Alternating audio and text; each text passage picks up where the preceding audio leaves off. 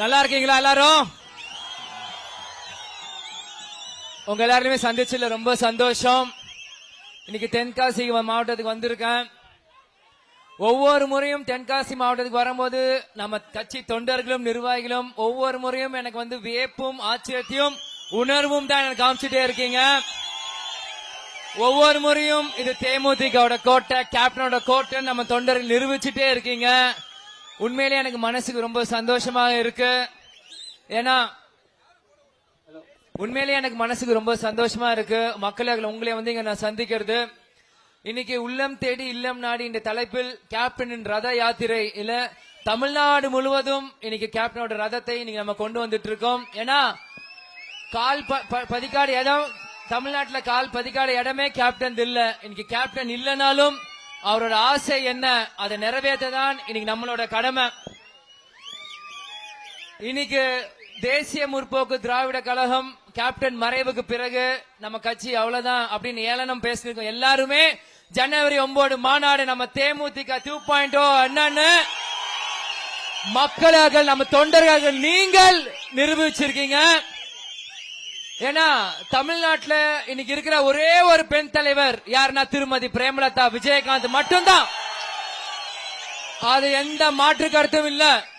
இன்னைக்கு எத்தனையோ கட்சிகள் எத்தனையோ ஆண்கள் இருந்தாலும் இன்னைக்கு கேப்டன் மறைவுக்கு பிறகு ஒரு பெண்மணியா ஒரு ஜான்சி ராணியா இன்னைக்கு ஒரு பக்கம் கட்சி மறுபக்கம் எதிரிகளோட அவதூறுகளை இருந்தாலும் இன்னைக்கு தேமுதிக 2026 தேர்தலில் ஒரு அசைக்க முடியாத ஒரு சக்தியாக மாறி இருக்குன்னா அது திருமதி பிரேமலதா விஜயகாந்த் கடந்த 2 வருஷம் செயலும் எத்தனையோ தோல்விகள் வந்தாலும் இப்போ எங்க கூட நிக்கிறீங்களே இந்த விசுவாசமான தொண்டர்கள் இருக்கிற வரைக்கும் யாராலும் தேமுதிக ஒரு செங்கலை கூட அசைக்க முடியாது. இன்னைக்கு 2 கட்சியுமே சரிசமமா இருக்காங்க. இன்னைக்கு தேமுதிக எந்த பக்கம் போகுதோ அவங்க தான் இன்னைக்கு ஆட்சியில உட்காருவாங்க. அதுல மாற்று கருத்து இல்ல.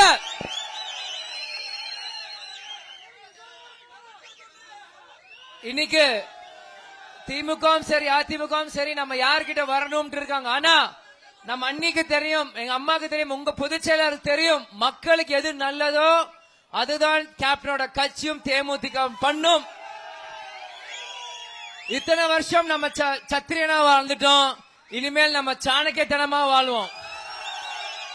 ஏன்னா கடந்த 20 வருஷம் தேமுதிக உழைப்ப மட்டும் எல்லாருமே எடுத்துக்கிறாங்க. ஆனா தேமுதிக உரிய அங்கீகாரம் யாரும் கொடுக்கல. ஆனா இந்த முறை தேமுதிக தொண்டர்களுக்கு அங்கீகாரம் தான் எங்களுக்கு வேணா. இன்னைக்கு நான் எம்பி ஆகிறேன், எம்எல்ஏ ஆகுது எனக்கு முக்கியம் இல்ல. இன்னைக்கு எங்க அம்மா ஆகுறது முக்கியம் இல்ல. இத்தனை வருஷம் இந்த கட்சிக்காக உழைச்சிங்களே, நீங்க கவுன்சிலர் ஆகணும், நீங்க எம்எல்ஏ ஆகணும், நீங்க எம்பி ஆகணும். உங்களுக்காக தான் இன்னைக்கு நாங்க இந்த கட்சிக்கும் அரசியலுக்குள்ள வந்திருக்கோம். ஏன்னா கேப்டன் நம்பி நீங்க வந்துட்டீங்க. இன்னைக்கு கேப்டன் இல்லாத அந்த பொறுப்பும் அந்நியாருக்கும் சரி, அவர் மகனாக எனக்கும் இருக்கு. சரி, உங்களை நல்ல வழியில நாங்க பாத்துக்கணும். இன்னைக்கு தேமுதிக காரங்க இன்னைக்கு வந்து சட்டசபைக்குள்ள போறாங்கன்னா அது தேமுதிக ஒரு பக்கம் நல்லதா இருந்தாலும் தேமுதிக சார்பில் ஒரு சட்டசபைக்குள்ள ஒருத்தர் போறாருன்னா அது கேப்டனே உள்ள போற மாதிரி. இன்னைக்கு கேப்டன் போட்டிட்டு 2 தொகுதி ரிஷிவந்தியம் விருதாச்சலம். அந்த ரிஷிவந்தியத்துல 50 வருஷம் அவங்களோட கோரிக்கையை நிறைவேற்றினார் கேப்டன். அந்த மாதிரி இன்னைக்கு ஒவ்வொரு தொகுதியிலும் முரசுக்கு வாய்ப்பு கொடுத்த ஒரு தேமுதிக தொண்டர் உள்ள போனா அந்த ஊர்ல இருக்க மக்களுக்கு நல்லது நடக்கும். அதுதான் அது கண்டிப்பாக நடக்கும். ஏன்னா அது போறது தேமுதிக உறுப்பினர் இல்ல, மேல இருந்து கேப்டன் அவங்க உறுப்பினருக்குள்ள இறங்கி கேப்டனே சட்டசபைக்குள்ள போற மாதிரி தான் அது. அதனால் மக்களாக நீங்கள் இந்த முறை சிந்திச்சு செயல்படணும்.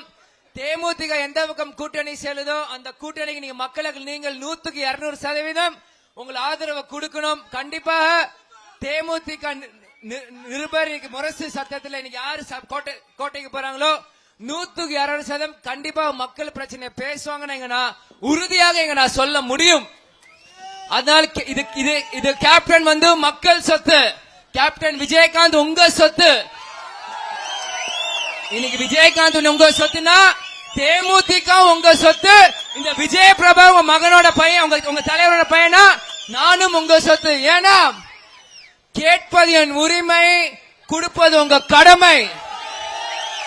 உங்க கேப்டன் மகனா நான் கேட்கிறேன், கேட்பது என் உரிமை, கொடுப்பது உங்க கடமை என்று கூடி வரவேற்பு கொடுத்த அனைத்து கட்சி நிர்வாகிகளுக்கும், நமக்கு சோலை கனகராஜன் மாவட்ட செயலாளருக்கும், அனைத்து தேமுதிக நிர்வாகிகள் எல்லாருக்குமே இந்த நேரத்தில் நான் நன்றியை தெரிவித்துக் கொள்கிறேன்.